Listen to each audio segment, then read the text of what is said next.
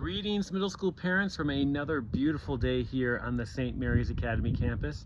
I'm coming to you from our backyard, back where our playground is, where our kids get to have fun, hang out, take some time for recess, relax. It's always a fun space out here. Speaking of fun, we are having just a blast here, now coming up on our 7th day of school tomorrow. 7 days is quite the marker in the school year. If you're like me, if your child, I think it's pretty similar. Those first 2 days, there's a lot of adrenaline to get us through those first two days. But then as you come through that next full week, it starts to wear off. It starts to get kind of hard. In fact, getting up early is not as easy as it was before. Coming home and doing some homework is not the easiest thing to do as well. And we start to actually settle into these routines.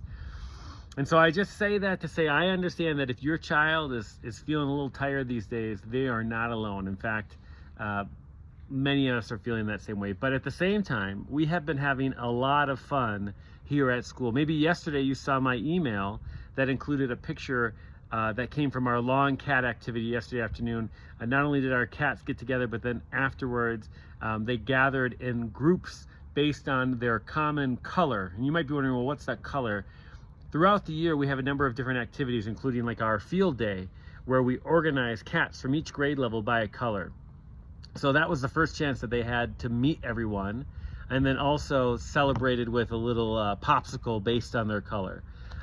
We've also started a brand new contest here at St. Mary's Academy in the middle school, a tradition that I'm sure will last for generations, called the Golden Wildcat. And it's an all year long points competition for a treasured Golden Wildcat trophy that we will give out in the last week of school.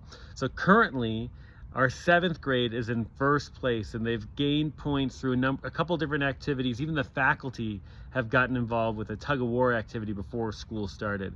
So it's been fun to see the kids get excited about that. In fact, today we had an assembly and had fun in that assembly. We've started a little contest to encourage students to wear their IDs and get to school on time, and it's called "Are You Wearing Your School ID?" And you might think that seems not that much fun, but I tell you, we do a quick game where we randomly select 3 students from the school based on a game show tool. And whoever gets picked, if they're wearing their ID, they get a prize. In fact, today's prize was a $10 gift card to Starbucks. I mean, that is like the equivalent of a new car in Price is Right terms for our students. And so they were pretty pumped about that game. But we've had fun in our assemblies. In fact, you might have seen I invited, if you're available on Thursdays, we generally have assemblies Thursday morning from 8 to 8:25. If you've just dropped your child off and you have a couple minutes, feel free to stay and watch what we do at assemblies. Now, some Thursdays we don't do an assembly, so hopefully you don't pick one of those days.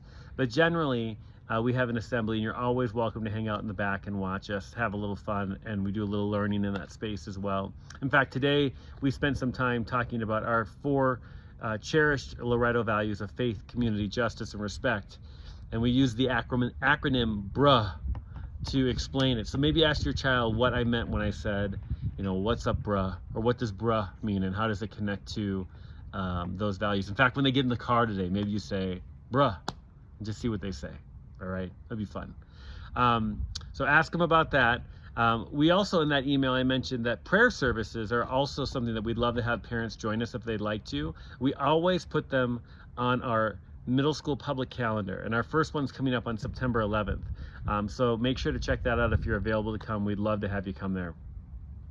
Lastly, I just want to send a big thank you to all of you for working so hard to get your child here on time. We've seen already an improvement from what we had last year of families making sure that their child gets here before the bell rings at 8 o'clock, and we just want to continue to encourage you to do that. We know that traffic happens, things happen at home, and sometimes it's not always possible to get your child here right here at 8, but generally speaking, we expect that should happen every day. In fact, we've made a new policy that if your child is late 3 times in a quarter, we're probably going to reach out and let you know and see if you can help us get them here on time. And sometimes it's them, right? It's hard for them to get out of bed.